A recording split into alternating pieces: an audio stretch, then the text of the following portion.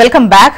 కొన్ని రోజులుగా ఇంకా చెప్పాలంటే నెల రోజులకు పైగా కూడా డిఎస్సి వాయిదా వేయాలని విద్యార్థులు ఆందోళన చేస్తున్నటువంటి విషయం మనకు తెలిసిందే.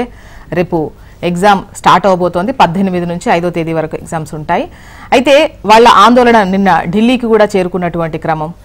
న్యాయ పోరాటానికి సిద్ధమయ్యారు. రేపు ఆ పిటిషన్ విచారణకు రాబోతుంది. రేపే ఎగ్జామ్ కూడా ఉంది. అసలు ఎందుకు వారు వాయిదా వేయాలని కోరుతున్నారు? అయితే వాళ్ళు కోరుతున్నా కూడా ముఖ్యంగా వాళ్ళతో చర్చించకపోవడానికి రీజన్ ఏంటి? వీటన్నింటిపైన మనం డిస్కస్ చేద్దాం.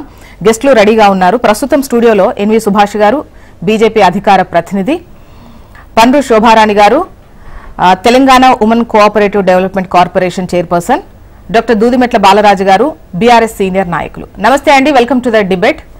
అయితే మనతో మాట్లాడేందుకు ముందుగా వెంకటేష్ గారు ఉన్నారు. డిఎస్సి వాయిదా వేయాలని కోరుతూ ఆందోళన చేస్తున్న వారిలో ఒకరు, నిరుద్యోగి ఇంకా చెప్పాలంటే. వెంకటేష్ గారు నమస్తే అండి. నమస్తే మేడం. ఎందుకు ఇప్పుడు రేపు ఎగ్జామ్ ఉంది, ఒకవైపు ప్రభుత్వం చెబుతోంది ఆ వాయిదాల మీద వాయిదాలు వేసుకుంటూ పోతే గతంలో ఎగ్జామ్స్ నిర్వహించక ఇబ్బంది పడ్డాము, క్వశ్చన్ పేపర్స్ లీక్ అవ్వడం వల్ల ఇబ్బంది పడ్డాము అని అన్నటువంటి క్రమంలో సో ఎగ్జామ్ ఉంది, చక్కగా రాయండి, ఉద్యోగాలు తెచ్చుకోండి అని గవర్నమెంట్ చెప్తోంది. మరో 3 నెలల తర్వాత మరో 5-6 వేల పోస్టులతో మళ్ళీ డిఎస్సి పెడతామని చెప్తున్నారు. ఇదేం మొదటిది కాదు, చివరిది కాదు అని. ఎగ్జామ్ రాయండి, ఉద్యోగాలు తెచ్చుకోండి, త్వరితగతిన ఉద్యోగాలు ఇవ్వాలన్నదే మా లక్ష్యం అని చెప్పేసి అటు ప్రభుత్వం నుంచి వస్తున్న మాట. ఎందుకు మీరు వాయిదా వేయాలని కోరుతున్నారు? ప్రభుత్వం నుంచి వస్తున్నటువంటి మాటకి అది కరెక్టేనండి. కానీ కరెక్ట్ వేలో ప్రభుత్వం అనేది ఒక నిరుద్యోగి గురించి అయితే ఆలోచించడం లేదు. మనకు ఇక్కడ తీసుకున్నట్లయితే జూన్ 12 తర్వాత మనకు రిజల్ట్ వచ్చింది, టెట్ రిజల్ట్ వచ్చింది. టెట్ రిజల్ట్ వచ్చిన తర్వాత దాదాపు 57,000 మంది కొత్త అభ్యర్థులు, అంటే కొత్తగా టెట్ క్వాలిఫై అయిన వాళ్ళు ఉన్నారనమాట. సో వాళ్ళకి తగిన టైం అనేది ఇవ్వాలి. ఆ టైం అనేది ఇవ్వలేదు. అలాగే మిగతా ఓల్డ్ అభ్యర్థులంతా కూడా మామూలుగా ప్రిపేర్ అవుతున్నారు. మధ్యలో టెట్ రావడం జరిగింది, టెట్ కు ప్రిపేర్ అయ్యారు. వీటితో పాటుగా డిఫరెంట్ ఎగ్జామ్స్ వచ్చాయి మనకు. హెచ్డబ్ల్యూ వచ్చింది, డిఏఓ వచ్చింది, తర్వాత సీటెట్ వచ్చింది, పీజీ ఎంట్రన్స్ వచ్చింది. ఇలా అన్ని రకరకాలుగా మనకు ఎగ్జామ్స్ అనేది రాయడం జరిగింది. ఎవరికైనా ఆశ ఉంటుంది, జాబ్ కొట్టాలి, ఏదో ఒక జాబ్ లో మనము సెటిల్ అవ్వాలి అని చెప్పేసి. సో ఆ రకంగా రాస్తూ వాటి యొక్క సిలబస్ డిఫరెంట్ గా ఉంటుంది. ఈ మనకు డిఎస్సి సిలబస్ అనేది కొంత వేరుగా ఉంటుంది. సో అలా మనము అది రాసిన తర్వాత దాని నుంచి దీంట్లోకి షిఫ్ట్ అవ్వడానికి కూడా టైం పడుతుంది, ఫస్ట్ థింగ్. అండ్ ఇంకొకటి వచ్చేసి మనకు కొత్తగా సిలబస్ అనేది యాడ్ అయ్యిందండి. మనకు పిఐఈలో మనకు అడిషనల్ గా సిలబస్ అనేది మనకు చాలా యాడ్ అయింది. వాటన్నిటిని దృష్టిలో పెట్టుకుని మేము అన్ని కూడా అడుగుతున్నాం గవర్నమెంట్ ని. కానీ ఎక్కడ కూడా మా పైన కన్సర్న్ అనేది చూపించట్లేదు. అంటే 57,000 మంది అభ్యర్థులు ఉన్నా కూడా వాళ్ళ గురించి ఎక్కడ కూడా ఏ చిన్న ఇసుమంతా కూడా, ఒక రవ్వంతా కూడా వాళ్ళ పైన కనికరం అనేది చూపించట్లేదు. నిన్న మేము సెక్రటరియట్ లో పొన్నం ప్రభాకర్ గౌడ్ గారిని కలిసాము, వాళ్ళతో కూర్చొని మాట్లాడిన తర్వాత వెరీ సింపుల్ గా ఏం చెప్తున్నాడంటే, మాకు ముందు మీరు రాలేదు, ముందు మాకు చెప్పలేదు అని చెప్పేసి వినతి పత్రాలు ఇచ్చాము, రోడ్లపైకి వచ్చాము, ప్రొటెస్ట్లు తెలియజేశాము, అన్ని రకాలుగా తెలియజేసినా కూడా ఇక్కడ ఏ ఇసుమంతా కూడా ఇది లేకుండా సింపుల్ గా మేము డిఎస్సిని వాయిదా వెయ్యము అని చెప్తున్నారు. మరి 57,000 మంది కొత్తగా వచ్చినటువంటి అభ్యర్థులకు మీరు చెప్పేది ఏంటి సార్ అని చెప్పేసి అడిగితే, ఏముందండి రాస్తారు, రాయడానికి ఏంటి ప్రాబ్లం అని చెప్పేసి అంటే, మరి ఉన్న సిలబస్ ఏంటంటే చదవాలంటే ఇంకంతే, అంతకుమించి ఏం లేదు అని చెప్పేసి మాట్లాడుతున్నారు. మనకు ఇవన్నీ ఎగ్జామ్స్ మిగతా పట్ల తీసుకుంటూ పోతే మనకు అక్కడ ఉండేది 26 days దాకా ఉంటుంది. ఈ 26 days లో అంత హెవీ సిలబస్ ఎలా కంప్లీట్ చేస్తారంటే వాళ్ళపైన వాళ్ళకి అంటే ఈ సిలబస్ పైన గవర్నమెంట్ కి సరైన అవేర్నెస్ లేదు, గవర్నమెంట్ కి ఎవరు ప్రాపర్ గా అనేది ఇన్స్ట్రక్షన్ అనేది ఇవ్వలేదు. సో ఇది మా అభ్యర్థుల నుంచి ఉన్నటువంటి పెద్ద డిమాండ్. అంటే ఈ సిలబస్ అనేది హెవీగా ఉండడం వల్ల మాకు అసలు చదవడానికి టైం అనేది సరిపోతలేదు, తగు టైం అనేది ఇవ్వాలని చెప్పేసి అంటున్నాను. ఓకే, నేను మ్యాథ్స్ మెథడాలజీ ఉంటుందండి, జస్ట్ 3 మార్క్స్ మేము 611 పేజీలు చదవాలండి.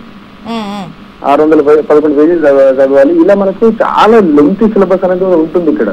అంటే మీరు ప్రిపేర్ అవ్వడానికి సరైన టైం సరిపోదు కాబట్టి 1-2 నెలల్లో వాయిదా వేయాలని డిమాండ్ చేస్తున్నారు, అంతేనా? ఇక్కడ ఇంకోటి ఏంటంటే, మేము కొత్త డిఎస్సి వేస్తాము, ఒక 5-6 వేల పోస్టులతో వేస్తాము, 2-3 నెలల్లో వస్తుందని చెప్పారు డిప్యూటీ సీఎం బట్టి విక్రమార్క గారు చెప్పారు. ఇక్కడ పొన్నం ప్రభాకర్ గౌడ్ గారు వచ్చేసి నాకు ఒక 3 days బ్యాక్ మాట్లాడాను, తనతో చర్చలు జరుపుదామండి అని చెప్పేసి మాట్లాడారు. ఈ రోజు సాయంత్రం కలుద్దామని చెప్పేసి 4 days బ్యాక్, ఈ రోజుతో 4 days అయిపోయింది. 4 days బ్యాక్ చెప్పారు, ఈవినింగ్ కలుద్దామని చెప్పేసి అన్నారు. దాని తర్వాత సార్ మాకు మాట ఇచ్చిన తర్వాత ఒక హాఫ్ అన్ అవర్ తర్వాత మళ్ళీ మనకు బట్టి విక్రమార్క గారు లైన్ కి వచ్చి ఎగ్జామ్ జరుగుతుందని చెప్పారు. ఇలా వెరీ ప్రీ ప్లాన్డ్ గా మమ్మల్ని. మరి ఏంటి ఎలా ఇప్పుడు రేపే ఎగ్జామ్ స్టార్ట్ అవుతుంది, రేపు గురువారం, రేపే విచారణ ఉంది. ఈ టెన్స్ ఇప్పుడు అభ్యర్థుల్లో ఉంటుంది కదా, ఒకవేళ వాయిదా వేయని అవసరం లేదు, జరిపించండి, విద్యాశాఖ ఒకవైపు ఏర్పాట్లు చేసింది అని అనుకోండి, ఇప్పుడు అభ్యర్థులు టెస్ట్కి వెళ్ళిన వాళ్ళు నష్టపోరా? ఖచ్చితంగా నష్టపోతారండి. ఎందుకంటే గతంలో 5,000 పోస్టుల పైన మనకు బీఆర్ఎస్ గవర్నమెంట్ వేసింది. ఇప్పుడు 11,000 పోస్టులు. అప్పుడు కొన్ని జిల్లాల్లో 0 పోస్టులు ఉన్నాయండి. సో అప్పుడు చదవలేదు చాలా మంది. అంటే మా జిల్లాలో 0 పోస్టులు ఉన్నాయి కాబట్టి మేము అంటే 17 జిల్లాలు దాదాపుగా 17 జిల్లాల్లో 0 పోస్టులు ఉండడం వల్ల చదవలేదు అప్పుడు. అట్ ది సేమ్ టైమ్ ఈ జూన్ 12th కి టెట్ రిజల్ట్ వచ్చే టైం వరకు 57,000 మంది మనకు క్వాలిఫై కాలేదు. గత ప్రభుత్వంలో 31% అబోవ్ మనకు మాత్రమే పాస్ పర్సెంటేజ్ ఉంది టెట్ లో. ఈసారి 60% అబోవ్ ఉందన్నమాట పాస్ పర్సెంటేజ్. అంటే ఇప్పుడు కొత్తగా వచ్చిన 57,000 అభ్యర్థులతో పాటుగా గతంలో టెట్ క్వాలిఫై అయ్యుండి కూడా 17 డిస్ట్రిక్ట్లలో 0 పోస్టులు ఉండడం వల్ల చదువుకున్న వాళ్ళ అభ్యర్థులందరూ కూడా ఇక్కడ మనకు ఈ రోజు నిరసన తెలియజేస్తున్నారు. శోభారాణి గారు మీరు విన్నారు అంటే ఎందుకు వాయిదా వేయాలని వాళ్ళు అభ్యర్థిస్తున్నారు నిరుద్యోగులు అభ్యర్థులు అనేది మీరు సూటిగా విన్నారు. ఇవాళ అందరికీ నమస్కారం. HMTV లైవ్ డిస్కషన్ లో పాల్గొంటున్నటువంటి సోదరులకి, సుభాష్ గారికి, బాలరాజు గారికి, ప్రేక్షకులందరికీ నమస్కారం. సోదరుడు డిఎస్సి గురించి మాట్లాడాడు. ముందుగా డిఎస్సి ఎగ్జామ్ రాయబోతున్నటువంటి విద్యార్థులందరికీ కూడా శుభాకాంక్షలు తెలియజేస్తా ఉన్నాం. ఎందుకనంటే చాలా సంవత్సరాల తర్వాత తెలంగాణ రాష్ట్రంలో ఇవాళ ఎగ్జామ్ అనేది కండక్ట్ అవుతా ఉంది. డిఎస్ అనేది వచ్చింది. మనకు తెలుసు జోష్ణ గారు, అనేక సంవత్సరాల నుంచి తెలంగాణ రాష్ట్రంలో ఉద్యమాలు చేసినటువంటి విద్యార్థులు వాళ్ళ ఏజ్ బార్ అయిపోయి వాళ్ళ ఎటుగాని పరిస్థితులలో మనం చూస్తున్నాం. ఇవాళ కాంగ్రెస్ పార్టీ అధికారంలోకి వచ్చిన తర్వాత విద్యార్థులను ఫస్ట్ వాళ్ళ ఉద్యోగాలు వాళ్ళకి ఇవ్వాలనే దాని మీద కమిటెడ్ గా పనిచేస్తా ఉన్నది. అందుకే వాళ్ళ రేవంత్ రెడ్డి గారు అధికారంలోకి వచ్చిన తర్వాత మొదటి నుంచి చూస్తా ఉన్నాం విద్యార్థుల పట్ల ఎక్కువ శ్రద్ధ చూపిస్తా ఉన్నారు. ఎందుకనంటే వాళ్ళు నష్టపోయినంత తెలంగాణ రాష్ట్రంలో ఎవరు నష్టపోలేదు. 10 సంవత్సరాలు ఉద్యమం చేశారు. అంతకుముందు అనేక సంవత్సరాల నుంచి తెలంగాణ రాష్ట్రంలో అవమానాలు జరుగుతా ఉన్నాయి, మాకు అవకాశాలు రావట్లేదని చెప్పేసి ఇబ్బంది పడ్డారు. 10 సంవత్సరాలు తెలంగాణ రాష్ట్రంలో తెలంగాణ రాష్ట్ర సమితి ప్రభుత్వం వచ్చిన తర్వాత అనేక ఆశలు ఆకాంక్షలతోని మాకు ఉద్యోగాలు వస్తాయని చెప్పేసి ఎదురు చూసినటువంటి తరుణంలో 10 సంవత్సరాల కాలంలో కూడా వాళ్ళకి మొండి చేయగనిపించింది. అందుకే వాళ్ళ కాంగ్రెస్ పార్టీ అధికారంలోకి వచ్చిన తర్వాత వాళ్ళ కాంగ్రెస్ పార్టీని అధికారంలో తీసుకురావడంలో ప్రధాన పాత్ర పోషించింది యువకులు, రైతులు. కాబట్టి యువకులకు ఎవరైతే విద్యార్థులు వాళ్ళ ఉద్యోగాల కోసం వాళ్ళు తాపత్రయపడతా ఉన్నారో వాళ్ళకి అన్యాయం జరగకూడదనేది వాళ్ళ కాంగ్రెస్ పార్టీ రేవంత్ రెడ్డి గారి నాయకత్వంలో దాని మీద గట్టిగా ఉన్నాము. అందుకే ఇవాళ డిఎస్సి నిర్వహిస్తా ఉన్నాము. కాబట్టి వాళ్ళు వాయిదా వేయాలని కోరడంలో కొంత అర్థం ఉండొచ్చు, కానీ వాళ్ళ కొంత మెజారిటీ విద్యార్థులకు, మెజారిటీ స్టూడెంట్స్ కు ఏది న్యాయం జరుగుతుంది, తెలంగాణ రాష్ట్రంలో ఉన్నటువంటి విద్యార్థులకు ఏది న్యాయం జరుగుతుంది అనేది ప్రభుత్వం ఆలోచిస్తుంది. కొద్ది మంది ఆందోళన చేస్తా ఉన్నారు, దాని వెనుక ఏం జరుగుతా ఉందనేది కొద్ది రోజులలో బయటకు వస్తుంది. కాబట్టి వాళ్ళ డిఎస్సి శోభారాణి గారు వాళ్ళ డిమాండ్ ఏంటంటే మెగా డిఎస్సి పైన డిమాండ్ చేస్తున్నారు. 25,000 పోస్టులు అని అంటున్నారు. ఈవెన్ భట్టి గారు చెప్పారు 2-3 నెలల్లో 5-6,000 పోస్టులు కలిపి మళ్ళీ డిఎస్సి వేస్తారు, మళ్ళీ ఇదేం చివరిది కాదు, రాయండి అని చెప్పారు. సో గతంలో 7,000 అయితే దానికి మీరు ఒక 5,000 కలిపి ఇప్పుడు 11,000 పోస్టులతోనే ఎగ్జామ్ నిర్వహిస్తున్నారు. ఆ 5,000తో ఉండి వాళ్ళు ఏదైతే ఒక 2 నెలలు అంటున్నారో సో అవి కూడా కలిపి ఏదైతే 16-17,000తోని డిఎస్సి వేయొచ్చు కదా అని చెప్పేసి వాళ్ళు అడుగుతున్నారు. మీరు ఎట్లాగో మెగా డిఎస్సి ఇస్తాము 25,000 పోస్టులతో డిఎస్సి వేస్తామని చెప్పేసి అయితే అదొకటి ఉంది కదా.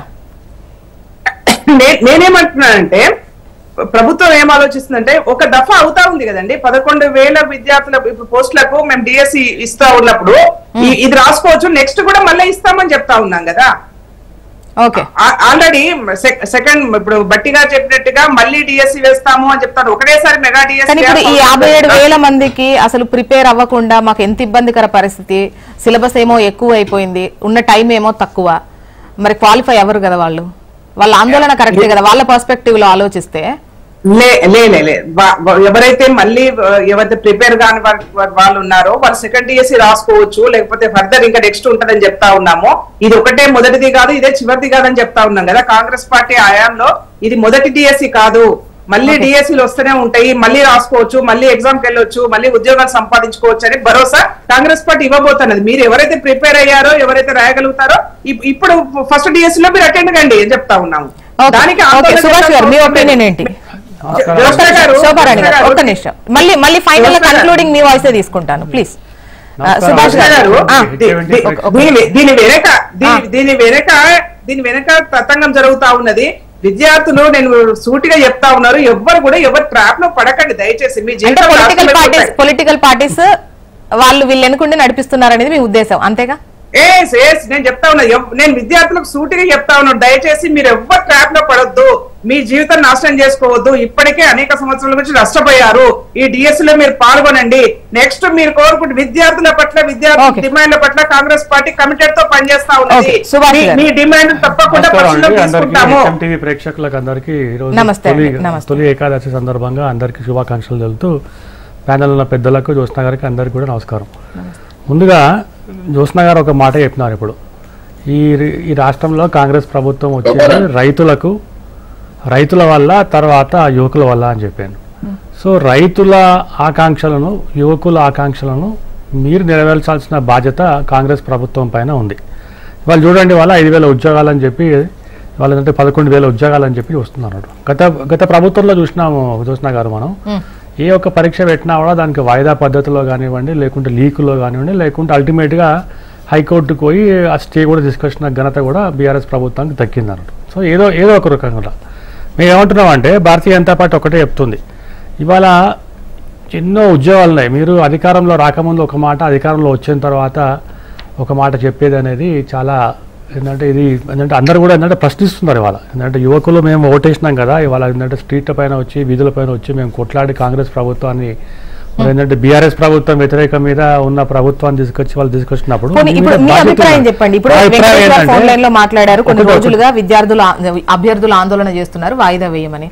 ఒకవైపు కాంగ్రెస్ పార్టీ నుంచి ఈవెన్ శోభారాణి గారు చెప్తున్నారు, అంటే విడతల వారీగా జాబ్ నోటిఫికేషన్స్ వస్తూనే ఉంటాయి, ఇదేం చివరిది కాదు, మొదటిది కాదు అని చెప్పేసి ఈవెన్ కాంగ్రెస్ సీనియర్ నేతలు, మంత్రులు కూడా మాట్లాడుతున్నటువంటి పరిస్థితి చూస్తున్నారు.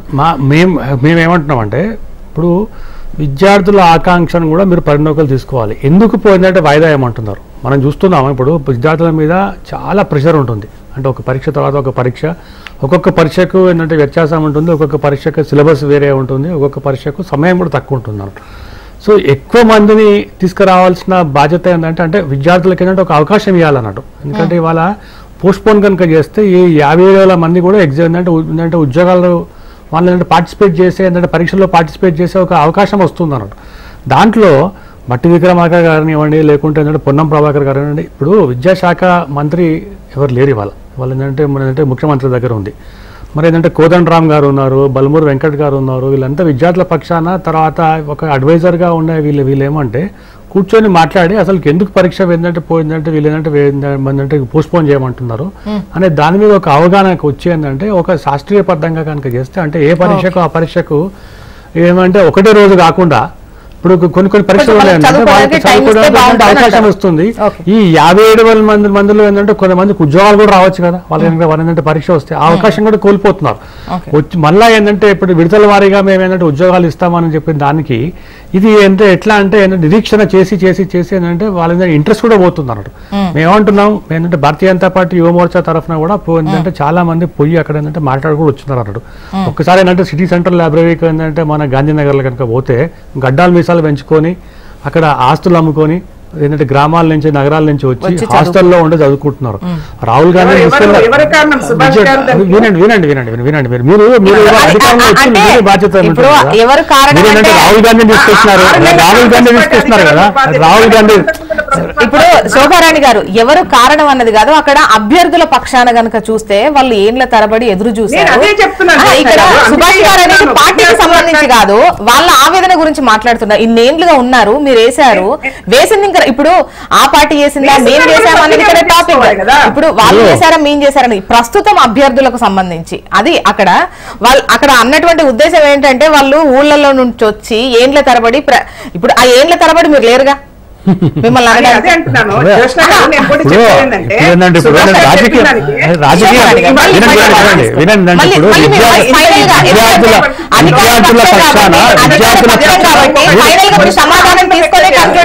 శోభరాణి గారు మీరు అధికారంలో ఉన్నారు కాబట్టి బాధ్యత మీ మీద ఉంటుంది అన్నట్టు. మేమేమంటున్నామంటే ఇది ఈ పార్టీ చేసింది ఆ పార్టీ చేసిన కాదు, విద్యార్థుల పైన మీరు వివక్ష చూపిస్తున్నారు. విద్యార్థులతో రాజకీయం చేయొద్దు, ఎందుకంటే భవిష్యత్తు రేపు పొద్దున మీరు నేను ఉండం, విద్యార్థులే ఉంటారు. రేపు పొద్దున ఏంటంటే వాళ్ళే గవర్నమెంట్ పోస్టులు రావాలి, వాళ్ళే ఏంటంటే ఈ మొత్తం రాష్ట్రాన్ని దేశాన్ని ఏంటంటే నడిపించాల్సిన బాధ్యత వాళ్ళ మీద ఉంది అన్నట్టు. వాళ్ళ పక్షాన వర్షం కూడా తీసుకుందాం. బాలరాజు గారు గుడ్ మార్నింగ్ అండి. గుడ్ మార్నింగ్ అండి. ముందుగా మీకు అదేవిధంగా HMTV యాజమాన్యానికి ప్రేక్షకులకి నమస్కారం. ప్యానెల్ పెద్దలు సుభాష్ గారికి నమస్కారం.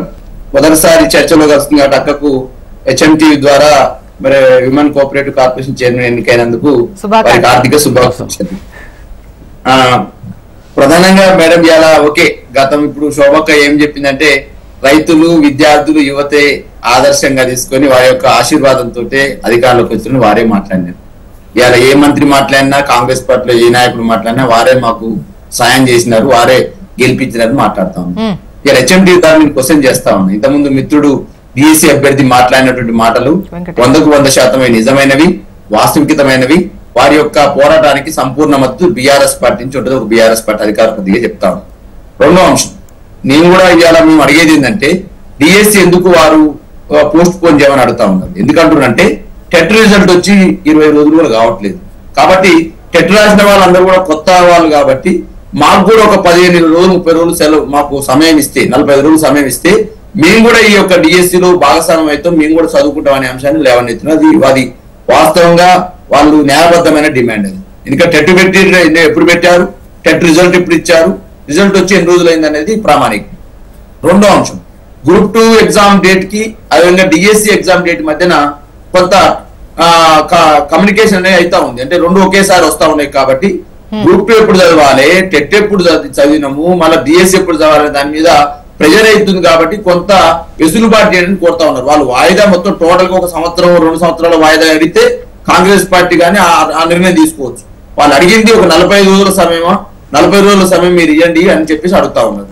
రెండో అంశం ఇవాళ మేధావులుగా చెప్పుకున్నటువంటి గతంలో నిరుద్యోగ మీటింగ్ ఎక్కడ జరిగితే అక్కడ పోయి మాట్లాడినటువంటి ఇవాళ గ్రంథాలయ సంస్థ చైర్మన్ రియాజ్ గారు ఎక్కడికి వెళ్ళారు, ఎమ్మెల్సీ ఉద్యోగం వచ్చినటువంటి బల్మూరి వెంకట్ గారు ఎక్కడికి వెళ్ళారు, ఎమ్మెల్సీ ఉద్యోగానికి అర్హత కాబట్టినటువంటి ప్రొఫెసర్ కోరణం గారు ఎక్కడ పోయినారు, నిరుద్యోగుల గురించి నిత్యం మాట్లాడే తీర్మార్ మల్లయ్య గారు ఎమ్మెల్సీ గారు ఎక్కడ పోయారని నేను ఇలా HMTV ద్వారా క్వశ్చన్ చేస్తా ఉన్నా. ఈ మేధావుల మౌనం వీడాలని చెప్పేసి HMTV ద్వారా చెప్తా ఉన్నా. నిరుద్యోగులు అడుగుతున్న డిమాండ్లు అనేవి వాస్తవికతమైనవి, న్యాయబద్ధమైనవి. ఇంకో అంశం నేను చెప్తా ఉన్నా మేడం, గత ప్రభుత్వం ఏమీ వేయలేదు కాబట్టి ఇవాళ ఆందోళన చేస్తా ఉన్నారని మాట్లాడుతున్న నాయకులకు 2,02,735 ఉద్యోగాలకు గత ప్రభుత్వం 10 సంవత్సరాల కాలం అంటే 9.5 సంవత్సరాల కాలం నోటిఫికేషన్ ఇచ్చిన మాట వాస్తవాన్ని గుర్తు చేస్తా ఉన్నా. 2,32,308 ఉద్యోగాల సంబంధించి మేము ఆర్థిక శాఖ క్లియరెన్స్ తీసుకున్న వాస్తవాన్ని గుర్తు చేస్తా ఉన్నా. 1,60,083 ఉద్యోగాలు నింపిన వాస్తవాన్ని గుర్తు చేస్తా ఉన్నా. ఈ రోజు ముఖ్యమంత్రి గారు మేము నింపాం 30,000 ఉద్యోగాలు చెప్పుకున్నటువంటి ఏదైతే అంటున్నారు రేవంత్ రెడ్డి గారు ప్రతి సంవత్సరం చెప్తా ఉన్నారు కదా, ప్రతి మీటింగ్ లో 30,000 ఉద్యోగాలు నింపినాం 7 నెలల్లో 6 నెలల్లో మాట్లాడుతున్నవి. గురుకులాల సంబంధించి TGT PGT పోస్టులు మేడం 9,210 ఉద్యోగాలు నింపినారు. జ్యోత్స్న గారు నేను అంటా ఉన్నా నోటిఫికేషన్ ఎప్పుడు వచ్చింది మేడం, అది ఏప్రిల్ 2023. పరీక్ష ఎప్పుడు జరిపారు మేడం, ఆగస్టు 2023. రిజల్ట్ ఎప్పుడు వచ్చింది మేడం, ఫిబ్రవరి 24. గత ప్రభుత్వం ఇచ్చినటువంటి నోటిఫికేషన్ ఉద్యోగాలను మేము నింపినామని చెప్పేసి మేము నోటిఫికేషన్ ఇచ్చామని చెప్పేసి మాట్లాడే మాటలు ఏదైతుందో ఇది సత్యదూరమైనవి, అన్యాయమైన మొదటి పాయింట్. పోలీస్ కానిస్టేబుల్ మేడం 17,516 ఉద్యోగాలు, అదేవిధంగా SI ASI ఉద్యోగాలు 587, స్టాఫ్ నర్సులు 5,204, మొత్తం 32,517 ఉద్యోగాలకి గత ప్రభుత్వం నోటిఫికేషన్ ఇచ్చింది, గత ప్రభుత్వం ఎగ్జామ్ పెట్టింది. గత ప్రభుత్వంలో మీరు హామీలు ఏమి ఇచ్చిందన్నా? మీరేంటంటే హామీలు ఏమి ఇచ్చినారు చెప్పండి. ఎన్ని ఉద్యోగాలు కాదు ఇప్పుడు మీరు వినాలి ఒక్క నిమిషం. కాబట్టి ఇవాళ గ్రూప్ 1 సంబంధించిన వాళ్ళు ఏమడుగుతున్నారు మేడం? గతంలో కాంగ్రెస్ పార్టీ ఎలక్షన్ మేనిఫెస్టోలో పెట్టిన డిమాండ్ ను మీరు పెట్టిన అంశాన్ని అమలు పరచమంటున్నారు. 1:100 మేము అధికారంలోకి వస్తే 1:100 పిలుస్తామని అశోక్ నగర్ చౌరస్తాలో రాహుల్ గాంధీ గారు వచ్చి నిరుద్యోగుల సమక్షంలో హామీ ఇచ్చిన మాట వాస్తవం కాదా? ఈ గత ప్రభుత్వం కేసీఆర్ ప్రభుత్వం 1:50 పిలుస్తుంది, ఖచ్చితంగా మేము అధికారంలోకి వస్తా ఉన్నాం, మేము 1:100 పిలుస్తామని మీరు చెప్పిన మాట వాస్తవం కాదా? అదేవిధంగా గ్రూప్ 2 అభ్యర్థుల వద్ద దగ్గరికి వెళ్ళి గ్రూప్ 2 అభ్యర్థులకు సంబంధించిన పోస్టులు ఏదైతే ఉన్నాయో ఈ రోజు ఉన్న పోస్టులు తక్కువ ఉన్నాయి, మేము ఖచ్చితంగా 1000 కాదు 2000 పోస్టులు వేస్తాం అన్నమాట వాస్తవం కాదా? గ్రూప్ 2 సంబంధించినవి 3000 వేస్తా అన్నమాట గ్రూప్ 2 పోస్ట్ వేసిన వాస్తవం కదా? పోస్ట్ వేస్తామన్నది మీరే. ఎలక్షన్ ధర్నా దగ్గర పోయి నిరుద్యోగుల్ని విద్యార్థులు రెచ్చగొట్టి గత ప్రభుత్వాన్ని బూచిగా చూపించింది మీరే. మరి వాళ్ళ క్యారెక్టర్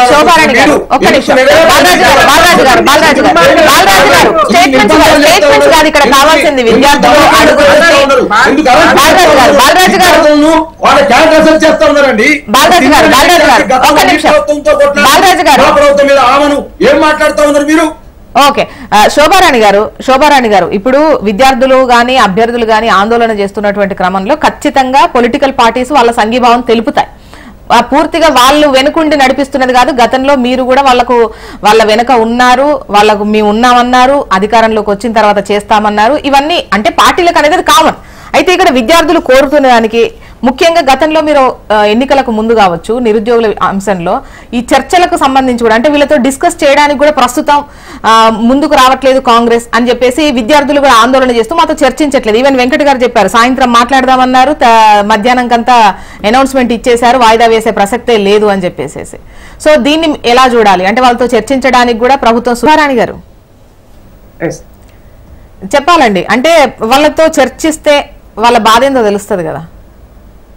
జ్యోత్స్న గారు మీరు అడిగారు కదా ఇందాక, డెఫినెట్ గా ఇప్పుడు ఇది నేను ఇంతకు ముందే చెప్పాను, ఇది మొదటి డిఎస్సి కాదు కాంగ్రెస్ హయాంలో, ఇది చివరి డిఎస్సి కాదు. డెఫినెట్ గా అనేక డిఎస్సీలు వస్తాయి, అనేక మంది విద్యార్థులకు అవకాశాలు వస్తాయి, ఎవరు కూడా ఆందోళన చెందాల్సిన అవసరం లేదు. రెండవది ఎవరైతే ఆందోళన చేస్తున్నటువంటి విద్యార్థులు ఉన్నారో ప్రభుత్వము తప్పకుండా వాళ్ళని చర్చలకు పిలుస్తుంది, మాట్లాడుతుంది, దాంట్లో ఎలాంటి డౌట్ లేదు.